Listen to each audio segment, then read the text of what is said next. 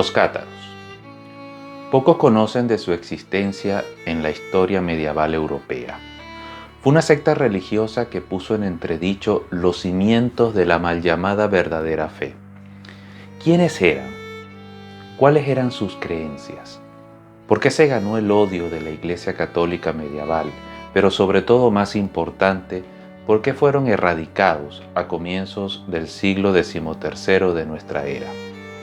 En este videoprograma daremos respuesta a estas y otras tantas interrogantes.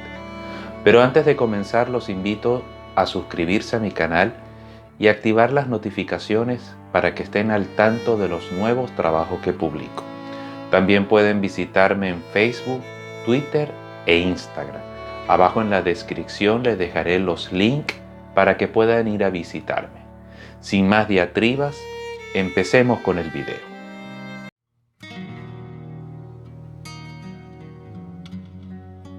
El nombre cátaro proviene del griego cátaros, que significa puro.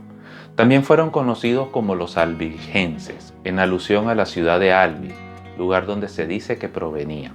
También se le llamó la secta de los tejedores, ya que la mayoría de los que difundían esta nueva fe se dedicaban al diseño y al comercio de estos tejidos. El catarismo llegó a Europa occidental desde la Europa oriental a través de las rutas comerciales de la mano de religiones maniqueas desalojadas en Bizancio. Más adelante vamos a entender cuáles eran los fundamentos de la fe de estas religiones orientales. Estas se asentaron en Occidente y se propagaron por distintos países, en especial por Francia, por Alemania. Creo que en España también hubo un foco cátaro. Se dice que los primeros cátaros propiamente dichos, de acuerdo a los registros históricos, aparecieron en Lemosín entre los años 1012 y 1020 de nuestra era.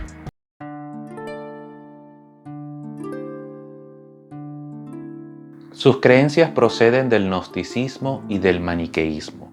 En consecuencia, su teología es dualista y no monoteísta, basada en la creencia de que el universo estaba conformado por dos creadores en constante conflicto.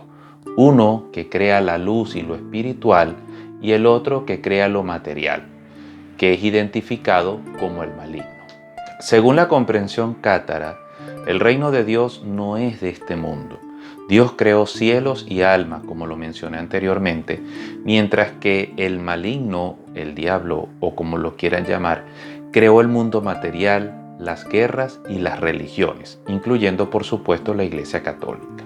Esta, con su realidad terrena y la difusión de la fe en la encarnación de Cristo, era para los cátaros una herramienta de corrupción. Para los cátaros, los hombres son una realidad transitoria, una vestidura de la simiente angélica. Nosotros somos semilla de lo que nos vamos a convertir luego de esta vida.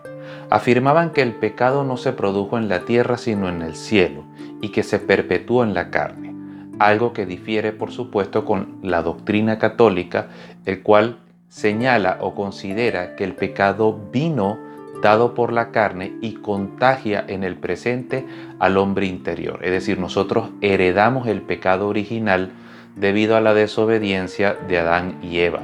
Y ese se transmite no solamente de manera hereditaria, sino también contagia al espíritu, que estaría en un estado de caída como consecuencia de dicho pecado. Para los católicos, la fe en Dios redime, mientras que para los cátaros exigía un conocimiento, que es lo que se llama la gnosis, del estado anterior del espíritu para purgar su existencia mundana. No existe para el catarismo la aceptación de lo dado, de la materia, considerada un sofisma tenebroso que obstaculiza la salvación. Para los católicos y para las corrientes cristianas, la fe es un don, al igual que la salvación que Dios otorga en su infinita misericordia. En cambio, el catarismo advierte que no, advierte que para poder lograr la salvación y para poder lograr el fortalecimiento de la fe, se exige de un sacrificio y de un conocimiento profundo de lo espiritual y de uno mismo. Los cátaros también creían en la reencarnación, pero no de la manera como quizás los católicos o los cristianos lo ven. Las almas se reencarnarían hasta que fuesen capaces de ese autoconocimiento que ya mencioné, que los llevaría a la visión de la divinidad y así poder escapar de este mundo material y elevarse al paraíso inmaterial. Esto se asemeja mucho con las creencias del budismo, en la cual advierte que la reencarnación, lejos de ser una bendición, es un castigo que nos ata hacia lo material. Pero si logramos superar lo material y encontrar el fortalecimiento espiritual, llegaríamos al nirvana. ¿Se dan cuenta de la similitud que tiene el budismo con la religión cátara? La forma de escapar de ese ciclo eterno de reencarnación consistía para los cátaros en llevar una vida ascética, sin ser corrompido por el mundo. Aquellos que seguían estas normas eran conocidos como los perfectos. Estos se consideraban herederos de los apóstoles que seguían a Jesús, con facultades para anular los pecados y los vínculos con el mundo material de las personas. Ya ahí se dan cuenta el por qué la Iglesia Católica lo vio como herejes y un formidable enemigo para el status quo y sus sistemas de creencias.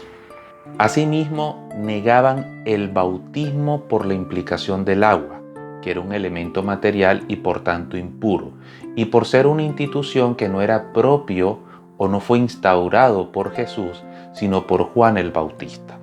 Asimismo, se oponían radicalmente al matrimonio con fines de procreación, ya que consideraban un error traer un alma pura al mundo material y aprisionarla en un cuerpo. Por otro lado, rechazaban comer alimentos procedentes de la generación, es decir, ellos no comían carne, ni lo que provenía de la carne, es decir, ellos no comían huevos, carne, leche, eran como los veganos actuales, a excepción del pescado, ya que en esa época se creía que los productos del mar eran de generación espontánea del agua.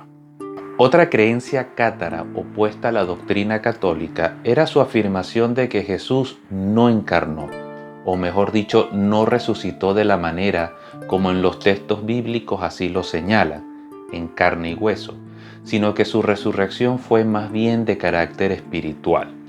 Fue una aparición que se manifestó para mostrar a sus seguidores el camino de Dios.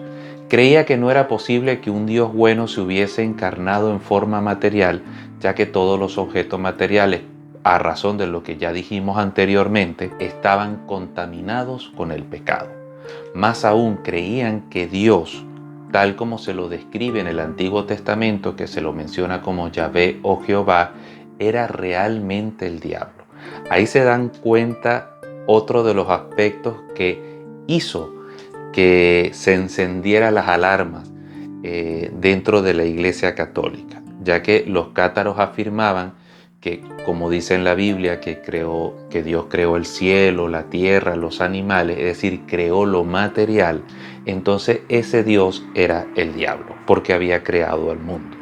Así lo señalaba también en sus cualidades, porque si analizamos con detenimiento la descripción de Dios en el Antiguo Testamento, a este se le describía como el que todo lo puede, el Dios de los ejércitos, el Dios vengativo, iracundo, el Dios sanguinario, que eliminaba a poblaciones enteras para proteger a su pueblo elegido. Y sus actividades como el Dios de los ejércitos o el Dios de la guerra. Los cátaros negaban por ello la veracidad del Antiguo Testamento, señalando por supuesto que ese Dios que describe el Antiguo Testamento era el demiurgo diablo y no el Dios verdadero. El consolamiento era el único sacramento que tenía la fe cátara, una especie de bautismo, comunión y extrema unción mezclada. Suena exagerado, pero es la verdad. Con una suerte de Eucaristía simbólica que se le llamaba el melioramento, sin transustanciación. Por supuesto, ellos no transustanciaban el pan y el vino en cuerpo y sangre, porque como ellos pensaban que la carne y todo lo material era maligno, es imposible transformar el pan, el vino en cuerpo y sangre. Entonces ellos hacían una Eucaristía, pero de manera espiritual, sin involucrar estos elementos materiales que son comunes en las liturgias eucarísticas de la Iglesia Universal. Ellos, en ese sentido, afirmaban que si Cristo era una entidad exclusivamente espiritual, no encarnada, el pan no podía convertirse en el cuerpo de Cristo. Si analizamos la lógica cátara, pues tiene razón en ese sentido.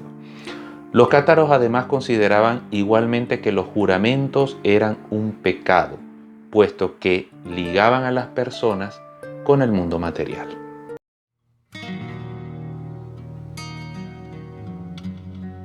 Debido a la naturaleza de sus creencias, la Iglesia Católica, luego de varios intentos frustrados por convertirlos a la verdadera fe, entre comillas, se vieron en la necesidad de declararlos herejes y decretar una cruzada santa en su contra con la intención de eliminarlos. Según los registros históricos, en 1229 se estableció una inquisición para extirpar totalmente la doctrina, operando en el sur de Tolosa, Albi, Carcasona y otras ciudades durante todo el siglo XIII y gran parte del siglo XIV. Tuvo éxito inclusive en la erradicación de dicho movimiento. Su último bastión estaba ubicado en la ciudad de Monsegur, cerca de los Pirineos. Desde mayo de 1243 hasta marzo de 1244, la ciudadela cátara de Monsegur fue asediada por las tropas del senescal de Carcasona y del arzobispo de Narbona, Pierre Amiel. El 16 de marzo del año siguiente tuvo lugar un acto que obviamente para los estándares actuales es reprochable, sin embargo para esa época era algo común y normal, en donde los líderes católicos, así como más de 200 seguidores, fueron arrojados a una enorme hoguera en lo que se llamó como la Place del Cremat, Prado de los Quemados, al pie del castillo. Más aún, el Papa, mediante el Concilio de Narbona de 1235 y de la Bula Papal Ad Extirpanda de 1252, decretó severos castigos contra todos los laicos sospechosos de simpatizar con la fe cátara. Perseguidos por la Inquisición y abandonados por los nobles y las autoridades laicas de la época, los cátaros se hicieron más y más escasos, escondiéndose en los bosques, en las cavernas, en las cuevas y reuniéndose solo de manera clandestina, como el cristianismo primitivo. El pueblo hizo algunos intentos por liberarse del yugo francés y de la Inquisición, estallando revueltas al principio del siglo XIV. Pero en este punto ya la secta estaba muy exhausta y no pudo encontrar nuevos adeptos. Tras 1330, eso es más o menos lo que señalan los registros históricos, los registros de la Inquisición apenas contienen procedimientos contra los cátaros. Y esa es la razón por la cual la mayoría de los historiadores coinciden que a partir de esa fecha ya los cátaros como movimiento religioso había sido extinguida.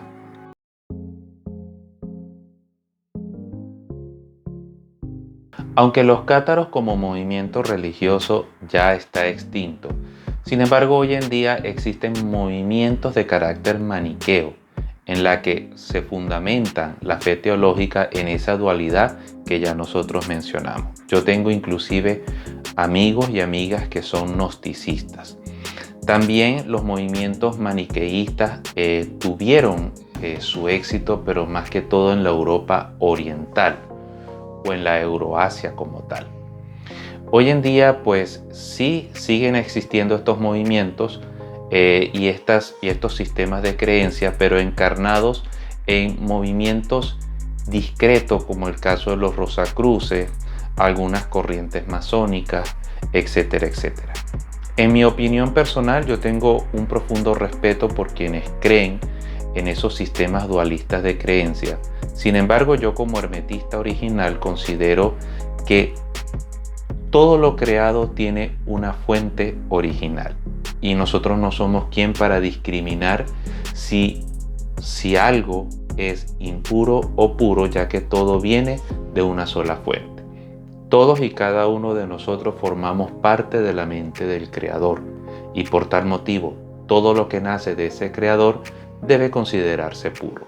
Señalar de que lo material y lo espiritual fueron creados por dioses distintos es como señalar de que la materia y la energía son diferentes, cosa que es completamente falsa, ya que la materia también es energía, pero en un nivel de vibración mucho más denso.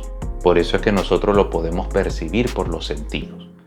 Pero en su contenido, en su estructura, sigue siendo energía, pero una energía mucho más compactada, a diferencia de otros tipos de energía cuya densidad es menor y vibra mucho más rápido.